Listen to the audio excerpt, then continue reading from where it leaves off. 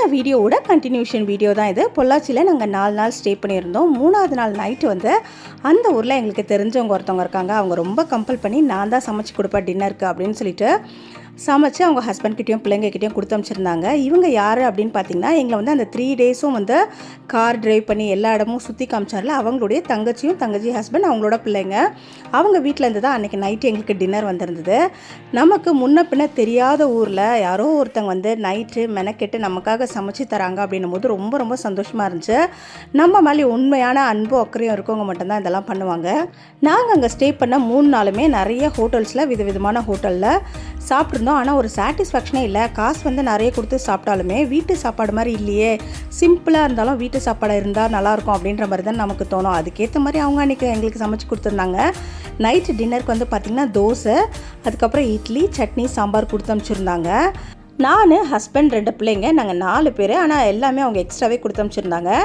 எங்கள் வீட்டில் வந்து நான் வைக்கிற சாம்பார் நல்லாயிருக்கும்னு ஹஸ்பண்ட் பிள்ளைங்க எல்லோரும் சொல்லுவாங்க. ஆனால் எனக்கு என்னமோ உண்மையாகவே நான் வீடியோக்காக சொல்லுங்க, சூப்பராக இருந்துச்சு அந்த சாம்பார். எப்படி வச்சாங்கன்னே எனக்கு தெரியல.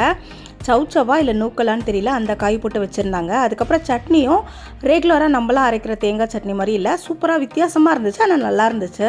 அந்த 3 நாள்லேயே நாங்கள் அன்றைக்கி நைட்டு தான் நல்லா சாப்பிட்டோம் அப்படின்னு கண்டிப்பாக சொல்லலாம்.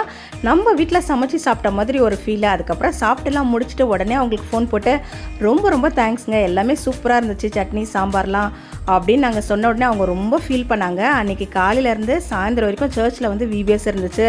6 மணிக்கு தான் வீட்டுக்கு வந்தோம். வீட்டுக்கு வந்ததுக்கப்புறம் நல்ல மழை, அதனால் உங்களுக்கு சீக்கிரமாக டிஃபன் கொடுக்கணுமே அப்படின்னு சொல்லிட்டு என்னால் இதை தான் செஞ்சு தர முடிஞ்சது, ரொம்ப சாரி அப்படின்ற மாதிரி ரொம்ப வருத்தப்பட்டு பேசினாங்க.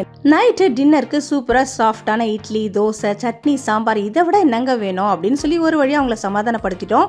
அடுத்த நாள் வந்து நாங்கள் வீட்டுக்கு கிளம்பணும் ஊருக்கு. அதனால் வந்து எல்லாரும் சேர்ந்து, நான் ஹஸ்பண்ட் பிள்ளைங்களாம் சேர்ந்து பேக் பண்ணுற வேலையை ஆரம்பிச்சிட்டோம். தனித்தனியாக இதெல்லாம் எங்கெங்கெல்லாம் வைக்கணும் அப்படின்னு சொல்லிட்டு பேக்கிங் வேலையெல்லாம் முடிச்சுட்டு இருந்தோம். அடுத்த நாள் நம்ம கிளம்பும் போது தேவைப்படுற 4 செட்டு ட்ரெஸ்ஸு, அதுக்கப்புறம் டவல், தேவையானது மட்டும் எடுத்து வச்சுட்டு மற்ற எல்லாத்தையுமே பேக் பண்ணி வச்சுட்டோம். அந்த பொம்பளைங்க மனசு மட்டும் எப்படின்னா, என்ன தான் பார்த்து எல்லாத்தையும் எடுத்து வச்சுட்டாலும் கடைசி வரைக்கும் வீட்டுக்கு வந்து சேர்ற வரைக்கும் மனசில் வந்து எல்லாத்தையும் எடுத்து வச்சோமா, எடுத்து வைக்கலையா, ஏதாவது மிஸ் பண்ணிட்டோமா, ஏதாவது இங்கே விட்டுட்டு போயிட்டால் திருப்பி நம்மளால் இவ்வளோ தூரம் வர முடியாது, இதே தான் தோணிகிட்டே இருக்கும். ஒரு வழியாக பேக்கிங்லாம் பண்ணி முடிச்சாச்சு. பிள்ளைங்க வந்து ஆல்ரெடி வீட்டில் இருந்து கொஞ்சம் மெட்டீரியல்ஸ்லாம் எடுத்துகிட்டு வந்திருந்தாங்களே, போர் அடிக்குதுன்னு உட்காந்து கொஞ்சம் ட்ராயிங்லாம் பண்ணிட்டு இருந்தாங்க. அன்னைக்கு நைட்டு எங்களுக்கு டின்னர் கொடுத்தாங்களா, அந்த பிரதர் வந்து கீழே வந்து வெயிட் பண்ணுறதா சொல்லியிருந்தாங்க. ஏதோ ஒரு வேலையாக வந்தாங்களாமா. அப்படியே டிஃபன் பாக்ஸ்லாம் கொடுத்துட்டு ஒரு டீயும் குடிச்சிட்டு வரலாம் அப்படின்னு சொல்லிட்டு நானும் ஹஸ்பண்டும் கிளம்பிட்டோம். அப்புறம் தான் தெரியுது அவங்க ஏன் டிஃபன் பாக்ஸ் வாங்க வந்தாங்கன்னு.